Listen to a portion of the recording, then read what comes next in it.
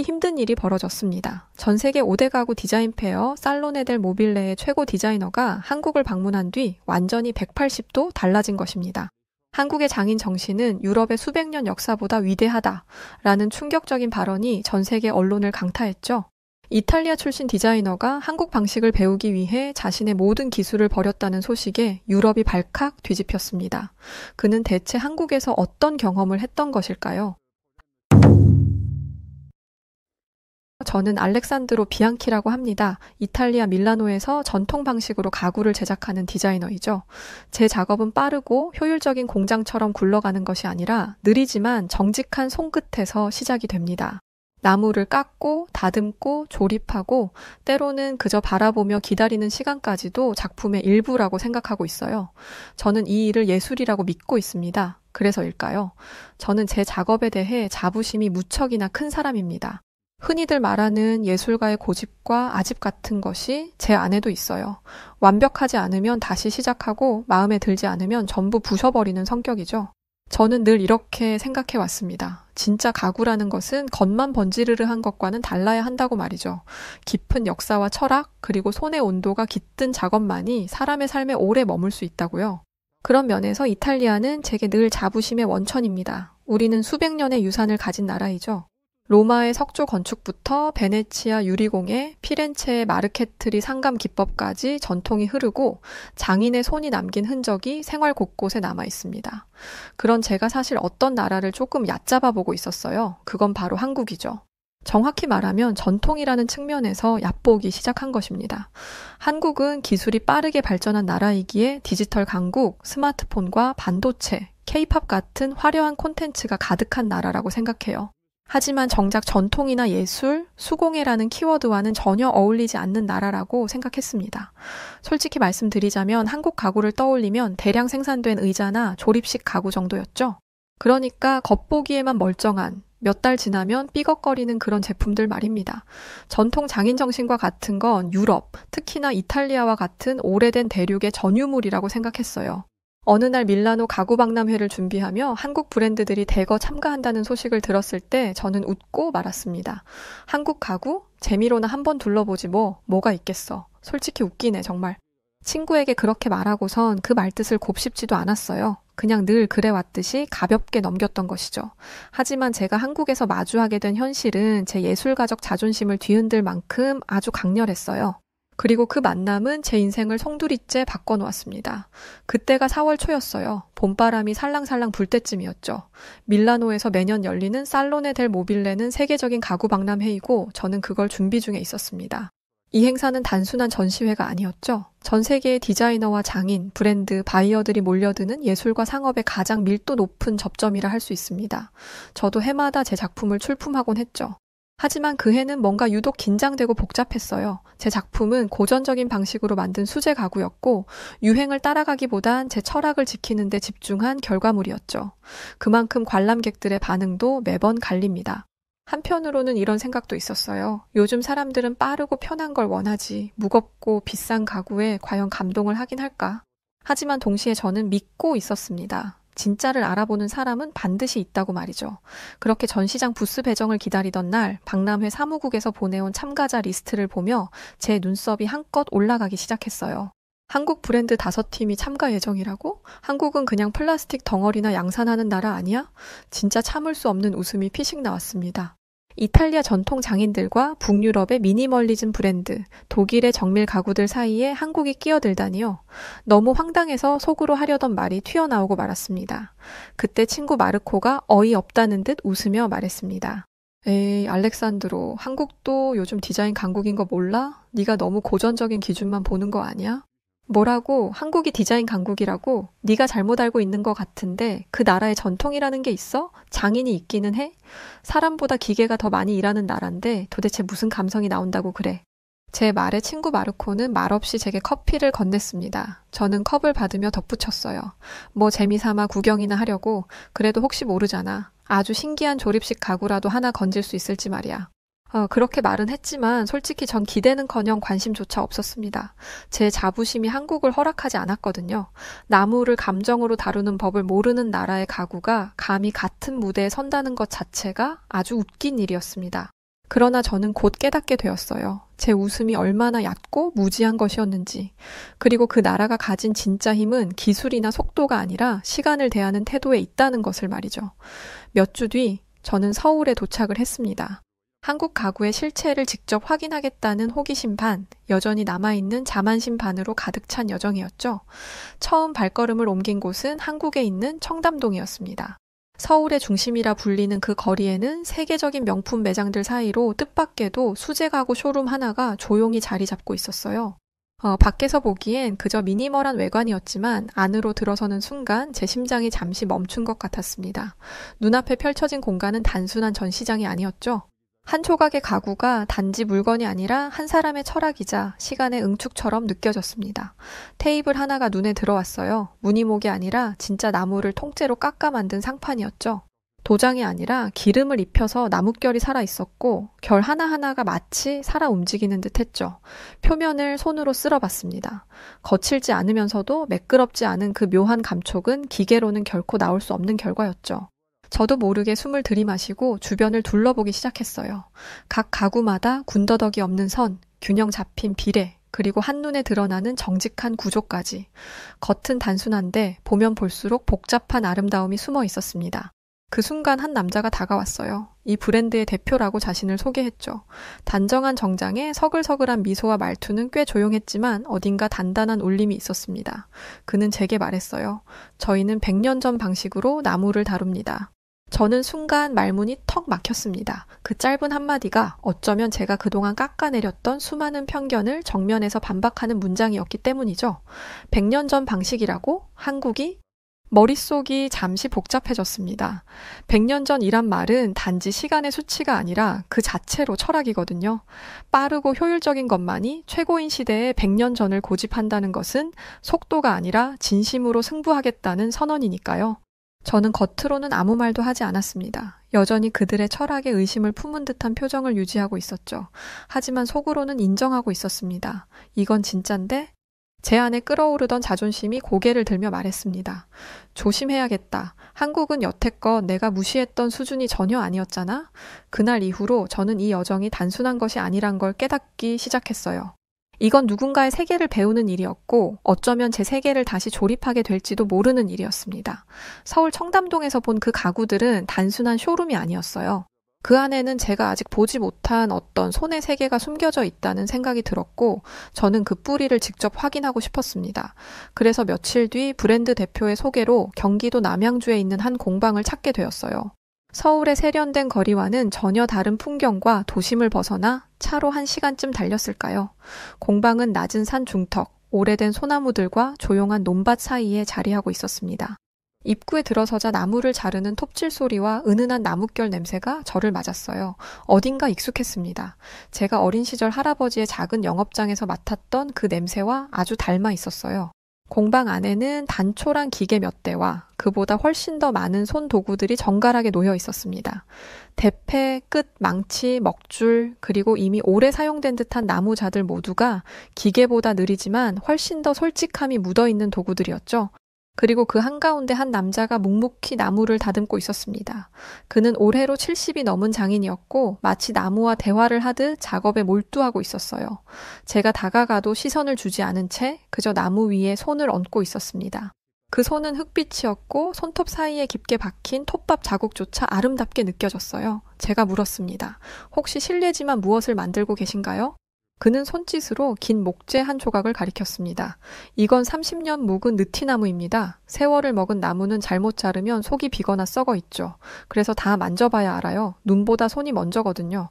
그리고는 대패질을 다시 시작하셨습니다. 천천히, 아주 천천히 나무가 대패에 깎여 나가면서 생기는 그 얇은 곡선.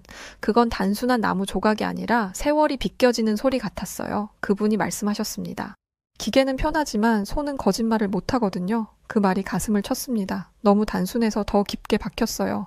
손은 거짓말을 하지 않는다. 이 한마디에는 수십 년을 나무와 함께 살아온 사람만이 가질 수 있는 확신과 철학이 담겨 있었습니다. 저는 말없이 그 광경을 지켜봤어요. 그리고 속으로 생각했죠. 우리 조상들도 이렇게 하셨겠지? 이탈리아의 어느 작은 마을에서 나무를 만지고 돌을 쌓던 장인들, 그들이 썼던 손길과 지금 이곳, 이 조용한 공방의 손길 사이에 어떤 보이지 않는 다리가 놓여 있다는 것을 저는 느꼈습니다. 그날 이후로 저는 깨달았어요. 한국이라는 나라가 기술만 빠른 곳이 아니라는 것과 이곳엔 시간을 쌓아 올리는 사람들, 그리고 속도가 아닌 깊이로 말하는 손이 분명히 존재하고 있다는 것을 말이죠. 공방에서의 하루는 느리게 그러나 깊게 흘렀습니다. 작업이 끝난 후 장인께서 저를 작은 방으로 이끄셨어요. 손때 묻은 나무 문을 열고 들어가자 아담한 다다미방 같은 공간이 나왔고 그 한가운데엔 찻상이 놓여 있었습니다. 찻잔이 놓이고 향긋한 차가 조심스럽게 따라졌어요. 뜨거운 물에서 피어오르는 증기 너머로 장인께서 조용히 말씀을 꺼내셨습니다. 이탈리아 분이라 들었습니다. 나무 좋아하신다고요? 저는 웃으며 고개를 끄덕였어요. 예, 나무는 제 인생 그 자체입니다. 그는 찻잔을 한 모금 들고 아주 천천히 묵직한 이야기를 들려줬습니다.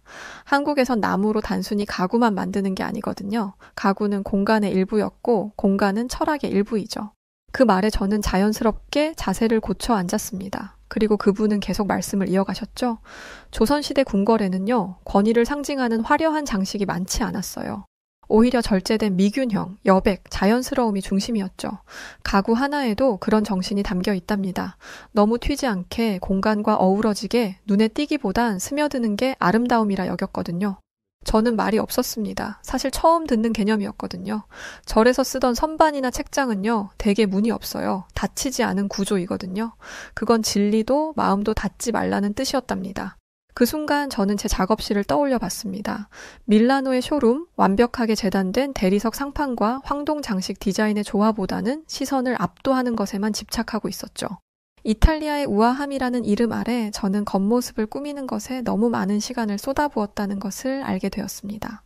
그 생각이 들자 찻잔의 온기가 유독 따뜻하게 느껴졌어요. 장인께서는 조용히 말씀을 이어가셨습니다. 우리에겐 나무가 제자리를 찾게 도와주는 마음이 중요합니다. 기술은 도구일 뿐 목적은 균형이에요. 그건 단순히 디자인의 균형이 아니라 삶의 균형이죠. 그 말은 마치 오래된 나무 안에 숨겨진 속결처럼 제 마음 한 어딘가를 건드렸어요. 저는 그제야 알게 됐습니다. 한국의 가구는 단지 물건이 아니라 철학이 깃든 공간의 일부였다는 것을 말이죠. 그리고 그 철학은 시간을 들여 손으로 만들고 사람과 공간을 하나로 이어주는 일이었습니다. 눈길을 사로잡기보다 마음에 스며드는 것, 그게 이 나라가 추구하는 아름다움이었죠. 그날 저는 처음으로 제 자신을 돌아봤습니다. 저는 정말 가구를 만들고 있었던 걸까요? 아니면 가구라는 이름으로 내 자존심을 포장하고 있었던 것뿐이었을까요? 그 질문이 제 안에 머물기 시작했습니다. 그리고 저는 깨닫기 시작했어요. 이 여정은 단지 새로운 가구를 보기 위한 것이 아니었죠. 저 자신을 새롭게 깎아내기 위한 여정이었는지도 모르겠습니다. 남양주에서의 깊은 대화를 마치고 그날 밤 저는 서울로 돌아오지 않았어요. 브랜드 대표가 조용히 추천해준 한옥 숙소에 머물게 되었죠. 서울 근교의 작은 마을, 낮은 기와 지붕과 담장이 이어지는 골목 안쪽에 조용히 숨어있는 곳이었습니다. 처음 한옥에 발을 들이자 저는 본능적으로 신발을 벗고 천천히 안으로 들어섰어요. 그리고 그곳은 말 그대로 공간 자체가 숨을 쉬는 느낌이었습니다. 들어서는 순간 공기부터 달랐어요. 벽은 말없이 곡선을 이루고 있었고 문은 나무로 짜여져 있지만 바람처럼 부드럽게 열렸습니다. 작고 낮은 목재 테이블, 조용한 서랍장, 단순하지만 정확한 선으로 짜인 의자, 모두가 저를 억지로 감동시키려 하지 않았어요.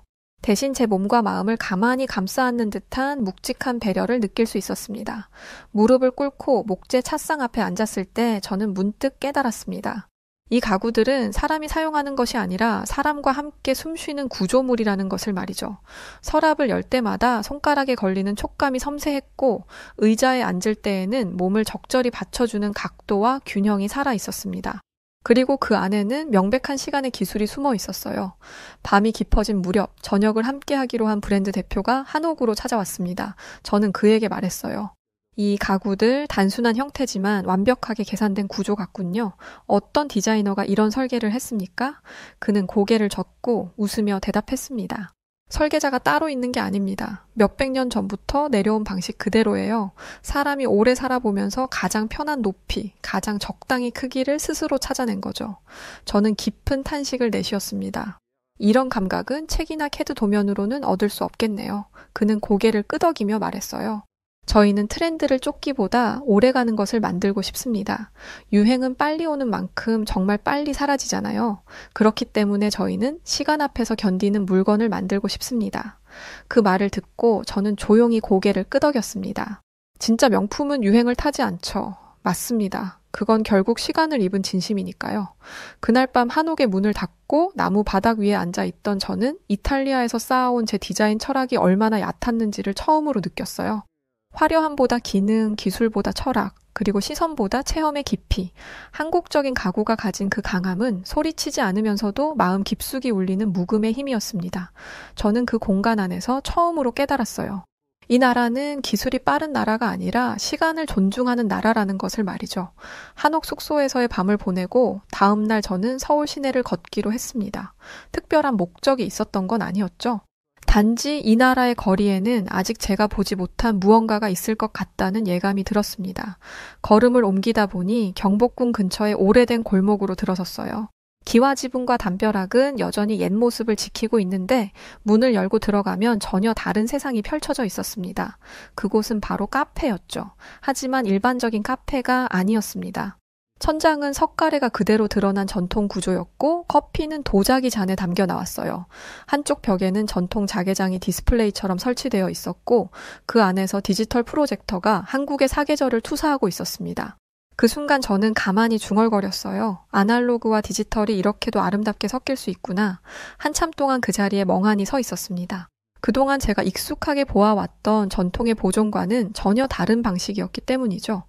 이탈리아에서 우리는 전통을 보존해야 한다고 말하곤 합니다. 그 말은 곧 전시하고 보호하고 손대지 말고 가둬놓는다는 뜻이었죠. 우리는 오래전의 것을 유리 진열장 안에 넣고 조명을 비추고 조심스레 지켜보기만 합니다. 하지만 여기 한국에서는 그 유산이 사람들의 일상 속에서 여전히 살아 숨쉬고 있었어요. 전통 문양을 담은 스마트폰 케이스, 한지 질감을 입힌 블루투스 스피커, 전통 옷감으로 만든 백팩, 심지어는 전통 목가구 기법으로 조립된 전통 킥보드 거치대까지. 어떻게 이런 생각을 했을까 싶은 아이디어들이 그저 기발한 수준을 넘어 아주 자연스럽게 풍경 속에 녹아 있었습니다. 저는 또 한 번 제조국을 떠올렸어요. 이탈리아의 박물관들, 플로렌스의 오래된 공방, 그리고 고풍스러운 디자인을 과거의 향수로만 소비하는 수많은 브랜드들. 우리는 유산을 박물관에 가두고 살고 있었습니다. 그러나 한국은 유산을 일상에 살게 하고 있었어요. 그 차이는 단순한 문화적 접근의 차원이 아니었습니다. 그건 전통을 과거로 밀어내는 태도와 전통을 현재로 끌어안는 태도의 차이였어요. 서울의 거리 위에서 저는 한국이 전통을 계승하는 방식이 아니라 그 전통을 진화시키는 법을 알고 있다는 사실을 깨달았습니다. 그리고 문득 이런 생각이 들었어요. 우리는 과거를 기념했지만 이들은 과거를 대화의 일부로 만들었구나. 그 깨달음 앞에서 저는 겸허해졌습니다. 제 안에 오만은 조용히 사그라졌고 한 가지 분명한 결론에 도달했어요. 한국은 확실히 달랐습니다. 그리고 그 다음이야말로 진짜 강함이었죠. 서울에서의 며칠, 그리고 남양주에서의 기억, 그것들은 저의 마음속 깊은 곳에 조용히 만들어내고 있었습니다. 디자이너로서의 자존심, 유럽 장인 전통에 대한 확신, 그리고 무엇보다 내가 더 잘 안다는 자부심조차 어느새 말없이 무너져가고 있었습니다. 그러던 어느 날 저를 남양주 공방으로 초대했던 브랜드 대표가 점심 식사를 제안했어요. 서울 성북동의 한옥 식당이었죠. 정갈한 수육과 전통 장아찌를 곁들인 식사가 차려진 자리에서 그는 조용히 말했습니다. 선생님께 제안을 하나 드리고 싶습니다. 저는 젓가락을 잠시 멈추고 경청했어요. 저희 장인들과 함께 한국적인 수공예 기술을 바탕으로 한 콜라보레이션 작품을 제작해 보시는 건 어떨까요? 처음 그 말을 들었을 때 저는 솔직히 당황했습니다. 전통과 철학에 대한 감탄은 있었지만 그들과 함께 무언가를 만든다는 건 전혀 다른 이야기였으니까요. 이탈리아 장인은 보통 자신의 기술을 공유하지 않습니다. 더구나 외국인과 함께 만든 작품에는 순혈주의에 가까운 거부감이 깔려 있죠. 저 역시 그런 분위기 속에서 자라왔습니다. 그리고 솔직히 저도 아직은 내가 중심이 되어야 한다는 생각을 완전히 내려놓지는 못한 상태였어요. 하지만 곧 제 머릿속을 스치는 장면들이 있었습니다. 한옥의 기둥을 손으로 닦던 장인의 주름진 손과 30년 된 나무를 쓰다듬으며 손은 거짓말을 안 한다고 말하던 눈빛, 그리고 서울 거리에서 본 전통과 현대의 경이로운 조화.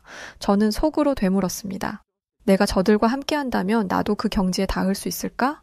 그날 밤 저는 호텔방에서 혼자 스케치북을 펼쳤어요. 예전 같으면 라프조차 철저히 기계적으로 계산하고 그렸을 테지만 이번에는 정말 달랐습니다. 손이 가는 대로 나무의 결을 따라 그리는 느낌으로 선 하나하나를 생각이 아닌 느낌으로 옮겼어요. 그리고 깨달았습니다. 적어도 이들과 함께라면 기존의 유럽식 장인 철학에 한국의 자연과 시간의 미학을 얹은 진짜 살아있는 작품을 만들 수 있겠다는 확신이 들었어요. 며칠 뒤 다시 남양주 공방을 찾았을 때 저는 말했습니다. 저 함께 만들고 싶습니다. 대표가 웃으며 되물었죠. 정말 괜찮으시겠어요? 쉽지 않은 작업일 텐데요. 저는 조용히 고개를 끄덕이며 대답했습니다. 이곳은 모방이 아니라 창조의 땅입니다. 저도 그 창조에 참여하고 싶어요. 그 말은 제 자존심이 꺾여서 나온 말이 아니었습니다. 오히려 그 자존심이 진짜 무언가를 만났을 때만 나올 수 있는 그런 고백이었죠. 이제 저는 이 나라의 나무를 만질 준비가 되어 있었습니다. 그리고 그 나무 안에서 이탈리아의 영혼과 한국의 정신이 함께 숨쉬는 소리를 듣고 싶었어요. 그렇게 많은 것을 느끼고 가슴에 묻고 이제 한국에서의 일정을 마치고 다시 밀라노로 돌아가는 길이었죠. 며칠 전 마지막 작업을 마무리한 후 한옥 숙소 마루에 앉아 해질녘을 바라봤습니다. 붉게 물든 기와와 느릿하게 흔들리는 나무 그림자들, 그 고요한 풍경 속에서 문득 이런 생각이 들었어요.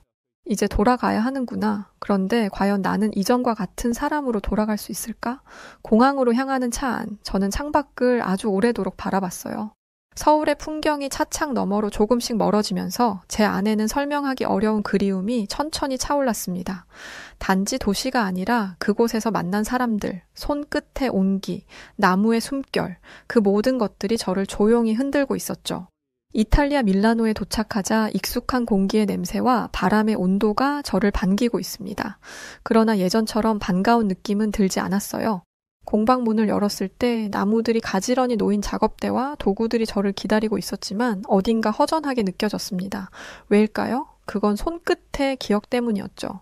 남양주 공방에서 만난 그 70대 장인의 손, 100번쯤 갈고 다듬은 듯한 조용한 동작, 마치 나무와 말을 나누는 듯한 그 모습이 제 눈과 손에 그리고 마음속에 깊이 새겨져 있었거든요.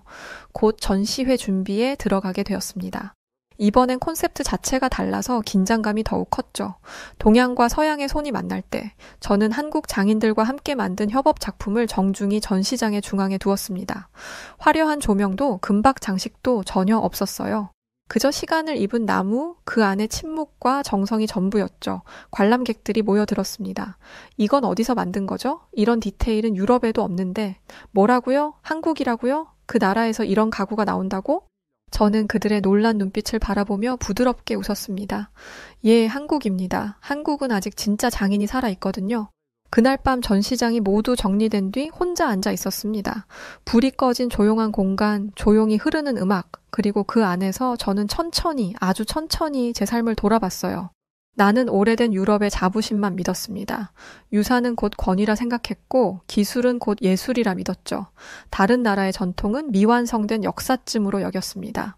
하지만 한국은 이런 제 믿음을 무너뜨렸어요. 그들은 과거를 박물관에 두지 않았고 현재를 살면서 과거를 숨쉬게 하는 멋진 나라였죠. 카페가 된 한옥, 현대적 감각으로 재해석된 전통 공예, 그리고 나무 한 조각에도 영혼을 담는 그들의 손끝, 그 모든 것을 겪으며 저는 깨달았습니다. 진짜 전통은 박제되지 않고 진짜 예술은 조용히 일상에 녹아든다는 것을 말이죠.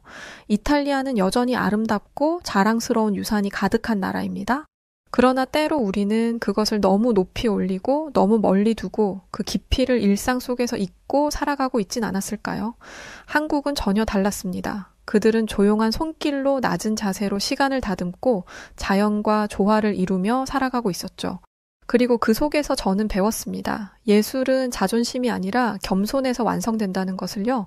명품은 유행이 아니라 철학으로 만들어지고 진짜 장인은 말보다 손으로 증명한다는 것을 말이죠. 이윽고 저는 다시 제 공방에 앉았습니다. 하지만 예전과는 뭔가 다른 마음가짐이었죠.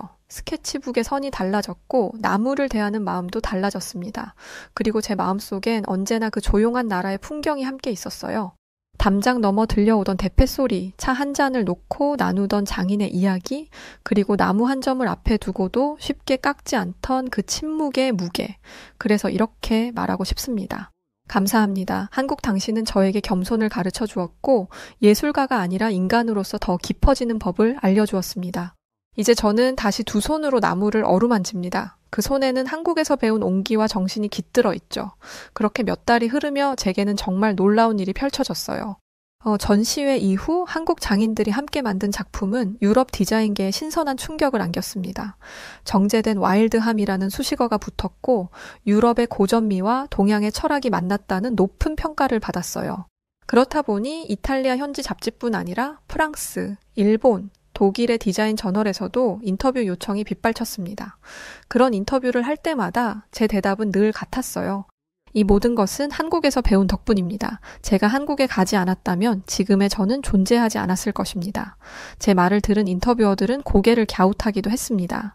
한국에서요? 진짜 한국에서요? 그러면 저는 미소를 지으며 조용히 설명해 줍니다. 거기서 만난 한국 장인들, 나무의 숨결을 듣는 법, 겉모습보단 자연스러움을 중시하는 철학, 그리고 유행을 쫓기보다 시간을 쌓아가는 가구의 정신, 그게 한국의 전부라는 것을 말이죠. 지금 제 이름은 다시 주목받고 있습니다.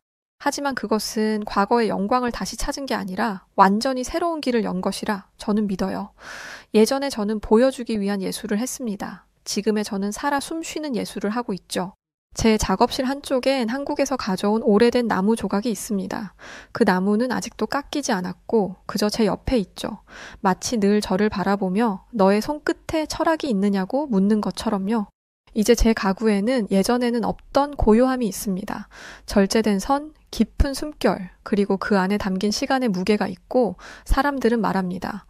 알렉산드로 요즘 완전 다른 디자이너 같아. 예전의 모습은 아주 찾아볼 수가 없다니까? 그럴 때마다 저는 멋쩍게 웃으며 대답해요. 아니요, 진짜 알렉산드로 비앙키는 한국에서 태어났습니다.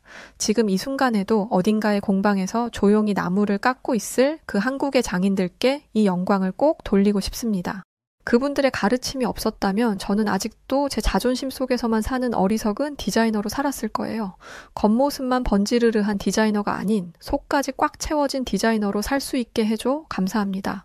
한국은 저에게 제2의 인생과 제2의 예술, 그리고 제2의 진심을 열어주었어요. 그런 한국에게 저는 정말 진심으로 감사합니다. 제2의 전성기를 맞이하며 살 수 있게 해주셔서, 그리고 깊은 깨우침을 주셔서 감사해요. 언제나 제 가구 안에는 한국이 있다는 것을 기억하며 살 것입니다. 한국에서 배운 그 장인의 정신과 온기를 저 역시 이탈리아에서 많은 이들에게 알리며 살겠습니다. 긴 글 읽어주셔서 감사합니다. 일본의 한 호텔에서 서둘러 공항으로 이동하고 있는 미국 여성이 보입니다. 이 여성은 미국에 돌아가자마자 서류를 들이밀며 일본과의 거래를 중단시켜버렸는데요. 그리고 이 미국 여성은 미국과 한국이 앞으로 어떠한 연결고리를 갖게 될지도 지켜보라며 의미심장한 이야기를 하는데 과연 무슨 일이 일어났던 걸까요? 안녕하세요. 저는 미국 상무부 산하 반도체 및 첨단 기술국에서 선임 정책 고문으로 일하고 있는 43세 에밀리 스톤이라고 합니다. 최근 전 세계의 분위기가 심상치 않죠. 특히 중국과 미국의 관계가 점점 경직되어 가면서 미국은 중국을 견제하기 위한 방법 중 하나로 반도체를 선택했어요. 반도체는 신기술을 비롯해 방위산업에 꼭 필요한 요소이니까요. 따라서 현재 미국은 중국이 반도체를 독식하지 않도록 제지하고 미국의 반도체 수급을 늘리기 위해 노력하고 있습니다. 저는 이런 상황의 중심에 제가 있다는 것에 책임감을 느끼고 미국 국가 안보를 강화하기 위해 힘쓰고 있어요. 저희 반도체 및 첨단 기술국이 반도체 산업에서 유리한 지점을 확보하기 위해 선택한 나라는 바로 일본입니다. 아마 이쪽에 관심이 있는 분들이라면 이미 잘 알고 계실 텐데요. 미국 입장에서 일본은 지리적으로도 유리한 위치에 있고 반도체 시장에 기계 발을 들이고 있지 않은 나라이기 때문에 일본에 투자하는 것이 적합하다고 판단했습니다. 누군가가 만들어 놓은 것에 새로운 것을 더하기보다는 아무것도 없는 곳을 새롭게 개척하는 게 더 낫다는 판단이었죠. 하지만 이런 생각이 완전히 잘못되었다는 걸 그때는 전혀 몰랐었어요. 저는 일본의 현 상황을 파악하기 위해 일본으로 향하게 되었습니다. 이미 일본의 반도체 공장 및 지원을 하기로 거의 결정된 상황이었던지라 바짝 긴장해야 하는 상황은 아니었어요. 그런데 일본에 직접 가서 상황을 보니 제 예상과 정반대의 현실이 펼쳐져 있더라고요. 저를 마중 나온 사람은 이번 프로젝트의 담당 공무원이었는데 이 사람의 첫인상은 나쁘지 않았습니다. 일본인들 특유의 깍듯함으로 접대를 받으니 기분이 좋더라고요. 저는 곧장 호텔에 있는 식당으로 가서 저녁 식사를 함께 하게 되었는데요. 저는 미국인답지 않게 스몰 토크를 별로 좋아하지 않고 특히 일을 할 때 잡다한 얘기를 하는 걸 좋아하지 않습니다. 그래서 적당히 인사치레만 하고 일 얘기를 하기 시작했어요. 실무자들 회의에 앞선 정보 탐색 정도였죠. 저희 쪽에서 반도체 관련해서 러브콜을 보냈을 때 일본 측에서는 반도체 공장을 적극적으로 세우기로 하셨었죠? 어느 정도까지 진행됐는지 상황을 알 수 있을까요? 이렇게 물으니 일본 공무원은 갑자기 어깨를 부풀리며 의기양양한 표정을 짓더니 나중엔 콧구멍까지 벌름거리기 시작했어요. 그러면서 현재 자신들이 이 일에 얼마나 진심인지를 설명하기 시작했죠. 지금 일본 정부가 7,730억 엔을 투자해서 반도체 공장을 세우려고 하고 있습니다. 이 공장을 지으면 28에서 12나노 반도체까지 무리 없이 생산할 수 있을 거라고 자신합니다. 저는 순간 제 귀를 의심했습니다. 지금 이 사람이 뭐라고 한 거지? 28에서 12나노? 28에서 12나노는 10년 전 기술입니다. 1의 자릿수로 떨어진 지 오래고 이 나노를 만드네 마네 하는 상황이에요. 바로 옆 나라 한국만 봐도 알 수 있듯 3나노 기술은 개발된 지 오래됐습니다. 그런데 28에서 12나노? 그것도 한화로 7조 943억이나 되는 돈을 투자해서 생산한다는 게 28에서 12나노라니 이해가 안 되더라고요. 뭔가 싸한 기분이 들었지만 이 사람이 최종 결정권자는 아닐 거야 라고 생각하며 애써 불안한 기색을 감췄습니다. 그렇게 다음 날 저는 최근 문을 연 반도체 공장으로 향했습니다. 공장을 둘러보던 중에 저를 안내하던 한 직원이 이렇게 말하더라고요. 처음 이 공장에 왔을 때는 40나노 수준이었는데 지금 많이 끌어올려서 30나노 언저리까지는 어떻게 생산이 가능한 상황입니다. 머리가 띵 하더라고요. 내가 지금 뭘 들은 거지? 라고 생각하며 잠시 화장실을 다녀온다고 하고 자리를 피했어요. 화장실에 가서 찬물로 세수나 하고 나가자 생각하며 화장실에 갔더니 저와 비슷한 또래의 백인 여자가 있더라고요. 일본에서 외국인을 본 건 처음이라 반가운 마음에 인사를 하면서 짧은 대화를 나누게 됐습니다. 그 여자분은 제가 일본의 반도체 산업을 직접 보기 위해 왔다는 말을 듣자마자 얼굴을 굳혔어요. 그러면서 한숨을 푹 쉬더라고요. 제가 미국인은 아니지만 이건 꼭 얘기해야 할 것 같네요. 사실 저는 TSMC 직원이에요. TSMC는 글로벌 반도체 회사 중 하나입니다. 그리고 이런 최첨단 기술을 도입할 때는 외국의 기업들을 유치하는 경우가 드물지 않아요. 그래서 그 사람이 어느 회사 사람인지는 그리 놀랍지 않았습니다. 그런데 뭔가 이상하더라고요. 그녀는 한숨을 푹 쉬더니 말했습니다. 미국이 일본에 먼저 러브콜을 했다고 했죠? 제가 미국인이라면 두 팔 걷고 말렸을 거예요. 지금 저희 회사가 들어와서 반도체 기술이 많이 향상된 건 사실이에요. 그런데 이걸 이렇게 키워놓으면 뭐해요? 일본은 지금 반도체 기술을 유지할 능력이 하나도 없어요. 이건 또 무슨 의미인지 벌써부터 머리가 아득해졌습니다. 일본은 엄청난 규모의 자본을 투자해서 반도체 시장을 키우겠다고 미국에 약속한 상황이에요. 그런데 이런 약속은 당연히 어느 정도 기반이 닦인 상황에서 해야 하는 거라는 게 기본적인 상식이라고 생각합니다. 50인 나라가 100이 될 때까지 기다려주는 것도 어려운 일인데 0인 나라가 100이 될 때까지 어떻게 기다려주겠어요? 제가 멍하니 서 있자. 그녀는 제게 또 다른 충격적인 사실도 들려주었습니다. 미국이 호의적으로 구니까 이때다 싶어서 덥석 문 것 같네요. 일본의 반도체 기술은 40년 전에 멈춰 있다고 해도 과언이 아니거든요. 오랫동안 손 놓고 있었던 분야이다 보니 전문가들도 없고 미국이 본격적으로 일본과 손을 잡으면 미국은 금전적인 것뿐만 아니라 인적 자원까지 모조리 일본에 갖다 바쳐야 할 거예요. 이제야 이상한 기시감의 이유를 알겠더라고요. 일본은 겉만 번지르르 할 뿐이지 현재 아무것도 가진 게 없는 상황이었습니다. 거대한 규모의 투자? 돈은 누가 못 쓰겠어요. 대체 이 문제를 어디서부터 어떻게 뜯어봐야 하나? 지끈거리는 머리를 짚고 일본인 관계자들에게로 향했습니다. 그 사람은 제 마음도 모르고 이렇게 말하더라고요. 미국은 일본의 손을 잡은 걸 절대 후회하지 않을 겁니다.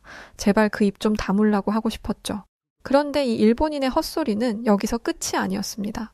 제 이 공장을 짓는 것도 곧 가능할 거예요. 지금 일본 정부에서 엄청난 규모의 투자를 아끼지 않고 있거든요. 직장 생활을 해본 분들이라면 아실 거예요. 이런 말을 하려면 기본적인 자료가 있어야 한다는 걸요. 그런데 생각해보니 저는 일본에 와서 이런 자료를 단 한 번도 받아본 적이 없습니다. 그래서 자료를 요구했어요. 그러자 당황하더라고요. 지금 당장은 어렵고 사무실에 가 있으면 가져다 주겠다고 했습니다.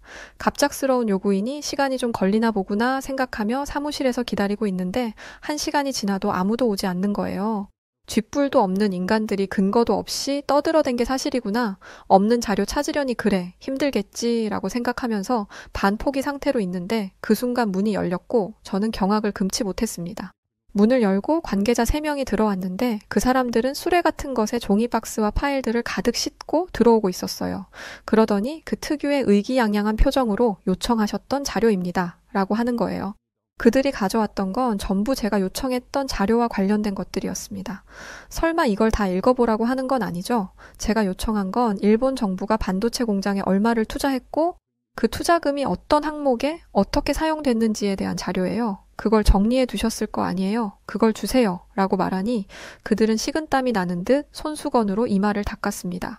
그러더니 저희가 이 사업을 한 지 얼마 되지 않아서 자료를 완벽하게 정리해둔 상황이 아닙니다. 정신이 워낙 없었어서 서류를 쌓아두다 보니 서류가 뒤죽박죽 섞여버렸네요. 라고 하는 게 아니겠어요? 그런데 충격적인 건 따로 있었습니다. 반포기 상태로 서류를 집어들었는데 그 서류가 전부 수기로 작성되어 있더라고요. 컴퓨터로 작성해서 프린트를 한 게 아니라 일일이 사람 손으로 글을 적은 거예요. 게다가 상사의 승인을 받아야 하는 칸에는 도장이 정갈하게 찍혀 있었습니다. 저는 제가 서 있는 이곳이 최첨단 기술을 다루는 반도체 공장이 있는 게 맞는지 의심스러웠어요. 서류가 너무 많아서 거기서 찾아볼 생각도 못하고 오늘 중으로 정리해서 내일 오전에 볼 수 있도록 해달라고 요청하고 말았습니다. 너무나 큰 충격을 받은 저는 데려다 주겠다는 것도 거절하고 택시를 타고 호텔로 돌아가려고 했어요. 그런데 아까 만난 그 여직원이 있더라고요. 그녀는 제 표정이 안 좋은 걸 눈치챘는지 무슨 일이 있는지 물었고 저는 제가 보았던 그 충격적인 장면을 알려주었습니다. 그 정도 가지고 충격을 받나 하실 수 있는데 저는 스탠퍼드 대학에서 전기공학 박사 학위를 받은 사람입니다. 신기술에 둘러싸여 있는 제게는 충격적인 일일 수밖에 없죠. 이런 제 마음을 이해해주는 건 그 여직원도 마찬가지였어요. 저도 그것 때문에 정말 고생 많이 하고 있어요. 보고서를 일일이 수기로 쓰라고 할 뿐만 아니라 본인들이 원하는 그 정갈한 필체가 있어요. 그 기준에 맞지 않으면 정성이 없다고 다시 쓰라 한다니까요. 보고서의 정성? 그게 무슨 말도 안 되는 소리인지. 자고로 보고서는 정확한 정보를 눈에 보기 쉽게 쓰면 되는 거잖아요. 대체 왜 수기로 쓰는 방식을 고수하는 거래요? 보안 때문이래요. 사람 손으로 써야 마음이 놓이는 것도 있고 무엇보다 도장 문화는 절대 사라지지 않을 거예요. 사인은 도용할 수도 있고 컴퓨터로 승인하는 건 오류가 날 수 있다고 하더라고요. 대체 이런 나라랑 무슨 반도체 산업을 하겠다는 건지 저는 지금 당장 미국으로 날아가서 제 상관들의 멱살을 부여잡고 싶었습니다. 그런데 그 여직원이 뒤이어 한 말에 제 귀가 솔깃했어요. 사실 저는 한국에 취업을 하고 싶었어요. 그런데 입사시험에서 떨어져서 TSMC에 들어가게 됐고 어쩌다 보니 일본에 와 있네요. 여기는 미래가 없어요. 여기에 있으면 똑같이 도태되는 기분이고 절대 발전하지 못할 거예요. 저는 그녀에게 가고 싶었다던 한국 회사가 삼성이 맞냐라고 물었습니다. 그랬더니 맞다고 하더라고요. 제 친구가 삼성에서 일하고 있는데 지금 한국 반도체 기업이 치고 올라오고 있는 상황이래요. 그동안 쌓여있던 재고도 다 털어낸 수준이라고 하고요. 그 친구랑 연락할수록 자존감이 떨어져서 이젠 연락도 잘 안 하고 있어요. 이제 곧 이직한다는데 삼성에서 일했다는 경력 한 줄만 써도 해외 기업에서 줄줄이 연락을 한다더라고요. 그것도 남들의 2배는 되는 연봉으로요. 삼성의 반도체 기술이 훌륭하다는 것, 그 기술이 세계 1, 2위를 다투는 수준이라는 건 너무나 잘 알고 있었습니다. 그런데 한동안 한국의 반도체는 침체기를 겪고 있었어요. 그런데 제가 일본과의 일로 정신이 없는 사이에 판세가 완전히 바뀌었더라고요. 일본에 온 뒤 일본과 손을 잡는 것만큼 미친 짓이 없다는 걸 확신한 저는 한국으로 향했습니다. 바로 옆 나라 한국은 이 정도의 기술력을 갖췄는데 일본은 아직도 손글씨로 보고서를 쓰더라. 바로 옆 나라 기술의 발끝도 못 따라가는 나라랑 뭘 할 수 있겠냐라는 주장을 하려면 한국을 더 잘 알아야 하니까요. 한국은 첫인상부터 최첨단이었습니다. 그런데 이걸 얘기하면 한국인들은 한국이 무슨 최첨단 도시야 라고 하더라고요. 아마 너무 익숙해져 있기 때문이겠죠. 한국은 세계 최초로 화이브지 상용화에 성공했고 그만큼 관련 네트워크 장비 및 단말기 기술이 전 세계를 선도하고 있습니다.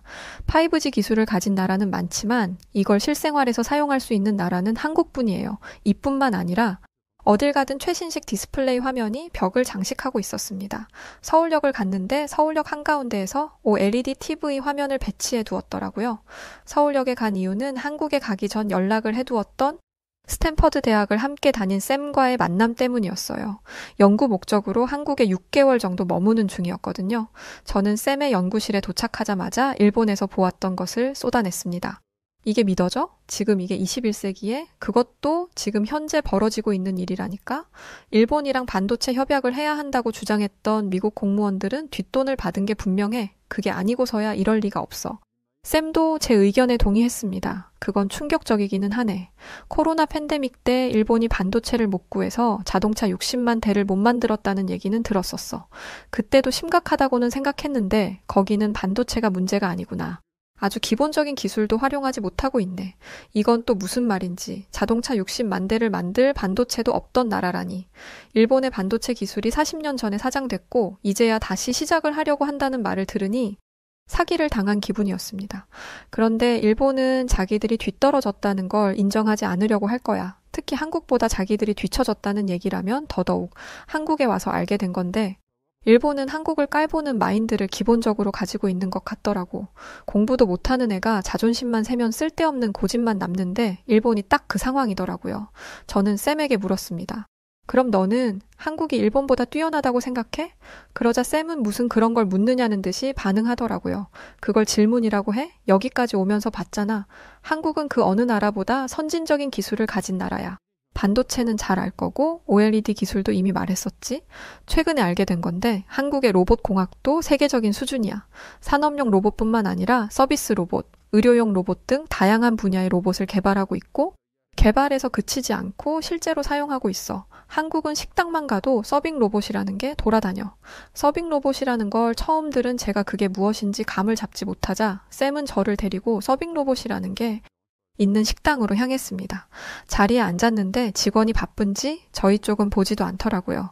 미국에서는 소리를 내어 직원을 부르는 게 굉장한 무례입니다.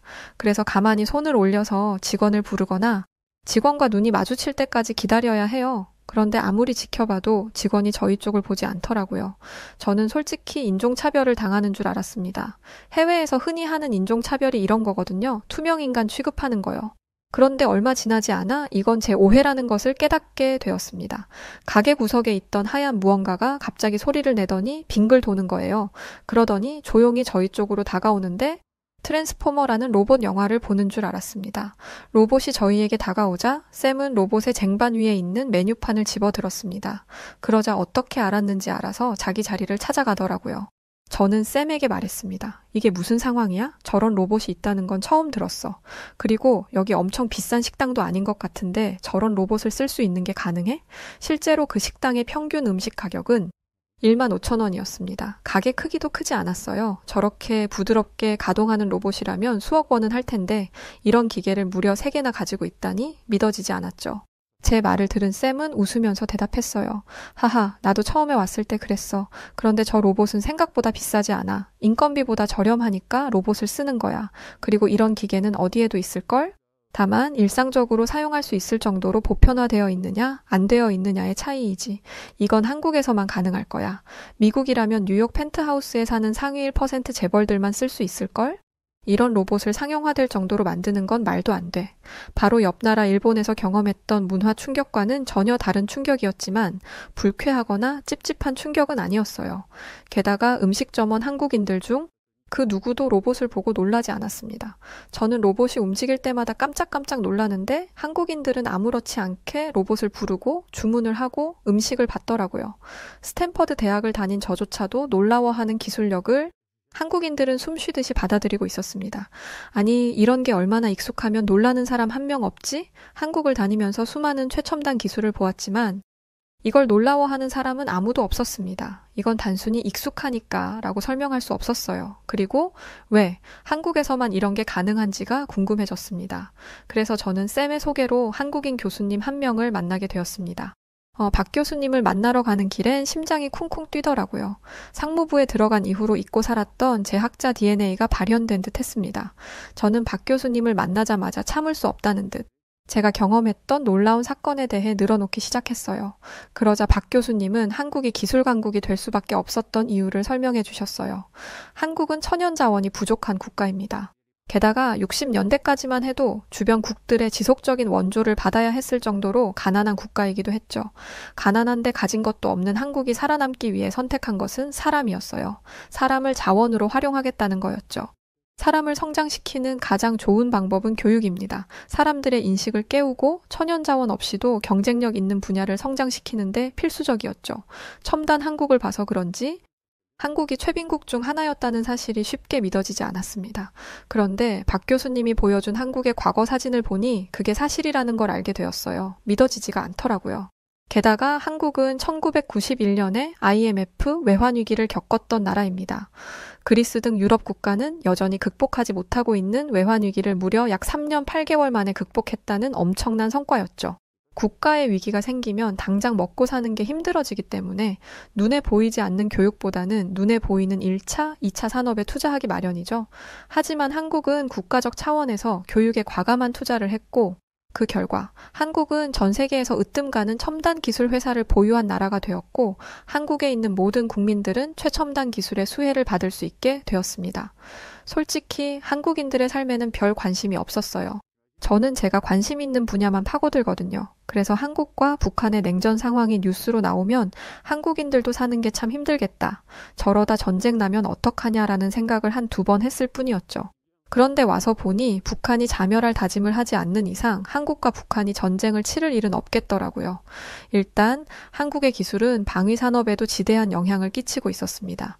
서방 국가들이 제지하지 않는다면 한 달 안에 핵을 만들 거라는 게 제가 만난 과학기술대학 교수님의 주장이었어요.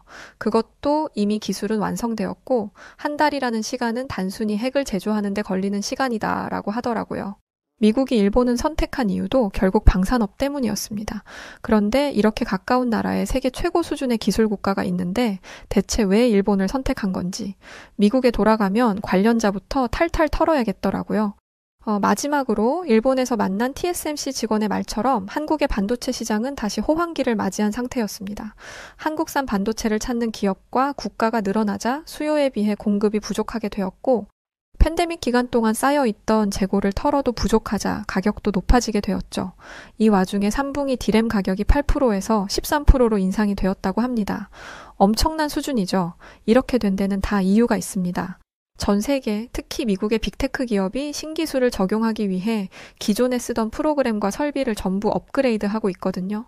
이때 반도체가 필요한데 한국산 반도체만큼 질이 좋고 뛰어난 성능을 가진 제품이 없다 보니 모두가 앞다투어 한국 반도체를 찾고 있는 상황입니다.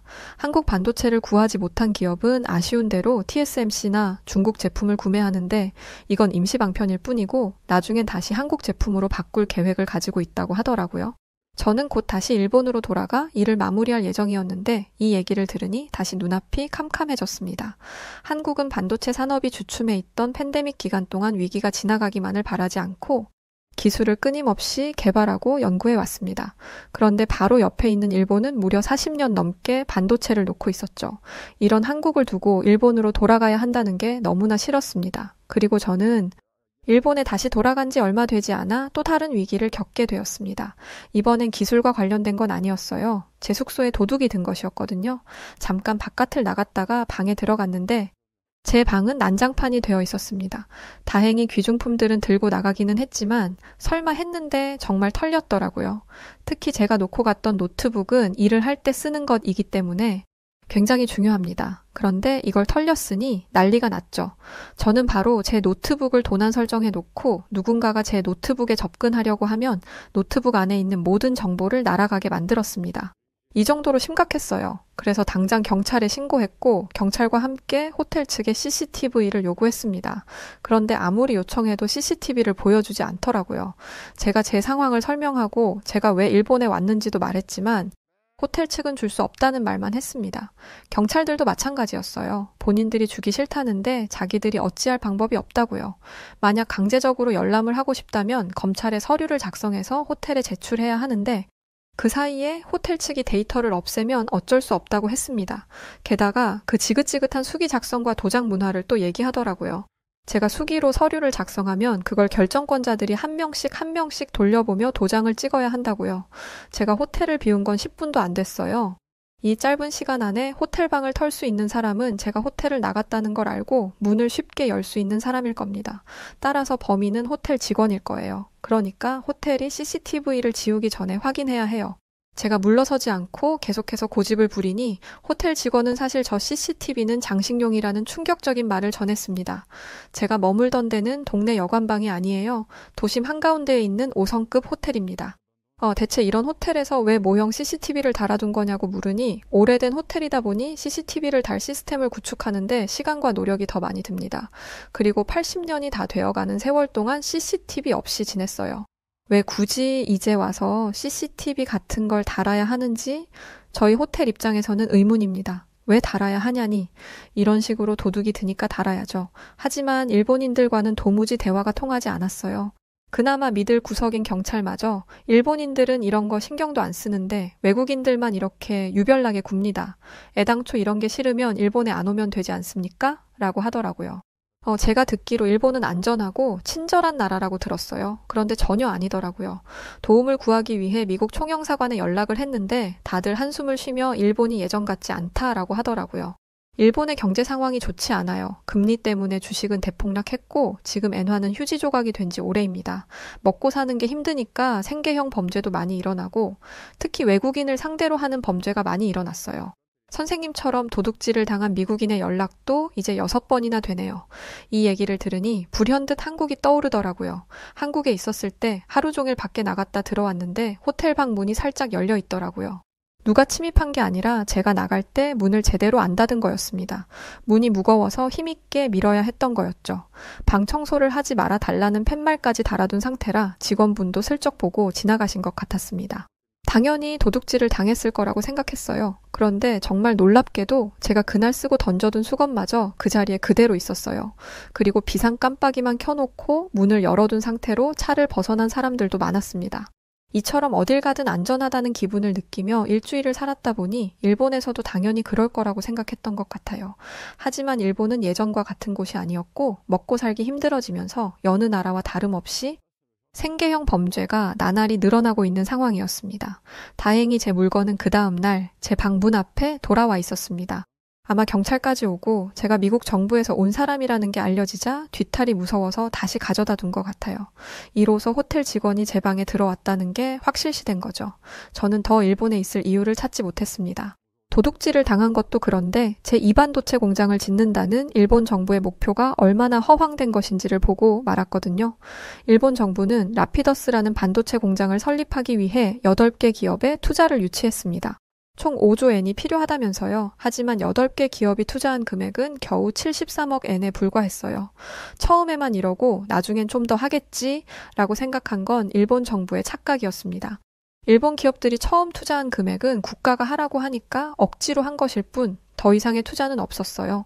이렇게 되면 라피더스는 정부 기업이 되고 경쟁할 만한 기업이 없으니 도태되고 말겠죠. 5조나 되는 금액을 다시 투자한다는 것도 말이 안 되고요. 일본 정부가 부족한 돈을 어디서 가져올지는 불보듯 뻔합니다. 미국이죠?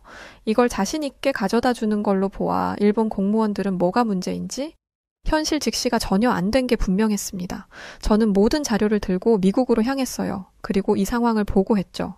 이 상황을 보고했을 때 미국 상무부 산하 반도체 첨단 기술국 직원들의 반응이 어땠는지는 대외비라 말하지 못하지만 최근 뉴스를 검색해보면 일본 반도체 제2공장 라피더스의 건설이 중단되었다는 것을 찾아보실 수 있을 겁니다. 그리고 현재 반도체 호황기를 맞이한 한국 기업과 미국이 어떠한 연결고리를 갖게 될지 그것도 집중해서 지켜보신다면 제가 어떤 역할을 했는지 아실 수 있을 거예요. 아마 저는 얼마 뒤에 한국으로 가게 될 것 같습니다. 이번엔 좀 더 면밀하게 한국을 연구해보고 싶다는 생각이 드는데요. 제 학자적 DNA를 발동시킨 한국에 대해 더 많은 이야기를 할 수 있기를 바라며 제 사연은 여기서 마치도록 하겠습니다. 감사합니다. 네, 오늘 사연 여기까지입니다. 일본이 확실하게 예전 같지는 않아요. 아직까지는 그래도 일본이 부자고 어쩌고 하기는 하지만 막상 일본에 가보면 낙후된 모습들을 심심치 않게 볼 수 있더라고요. 한때 필리핀이 한국보다 부자여서 한국을 도와줬던 나라라고 들었는데 지금은 완전히 반대의 상황이 된 것처럼 일본도 그러지 않으리란 법이 없으니까요. 자, 그럼 오늘 사연 어떻게 들으셨나요? 사연이 좋으셨다면 구독, 좋아요 부탁드립니다. 그럼 저는 사연을 전해드린 여우튜브 송은지였고요. 더 재밌는 영상으로 찾아뵐게요. 끝까지 시청해주셔서 고맙습니다. 그리고 우리 구독자분들 감사합니다. 사랑합니다. 당신만의